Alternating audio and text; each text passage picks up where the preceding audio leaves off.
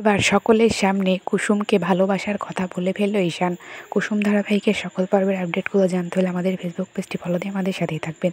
আমাদের ভিডিওটি ভালো লাগলে অবশ্যই একটা লাইক দিয়ে যাবেন। নতুন পর্বের আপডেটে আমরা দেখতে পাবো যে ঈশান ও দেবলীনার এঙ্গেজমেন্টের পার্টিতে ইন্দ্রাণী বলে যে তোমাদের সকলের জন্য একটা সারপ্রাইজ আছে। এই বলে ইন্দ্রাণী একটা খামের বক্স খুলে ফেলে এবং সেখানে দেখে যে কুসুম আর ঈশানের একসঙ্গে থাকার ছবি।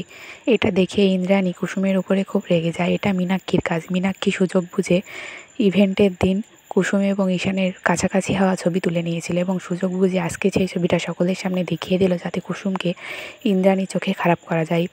তখন ঈশান সকলের সামনে বলে যে হ্যাঁ, আমি কুসুমকে ভালোবাসি। তখন কুসুম ইন্দ্রাণীর পায়ে ধরে বলে যে দেবীমা, বিশ্বাস করো, আমি এসব কিচ্ছু জানি না। ঈশান সাহেব যে কথা বলছে তার কোনো আগাগোড়ায় আমি জানি না। আমি ঈশান সাহেবকে কখনো ভালোবাসার চোখে দেখিনি। আমি ঈশান সাহেবকে শুধু বন্ধু হিসেবেই ভাবি।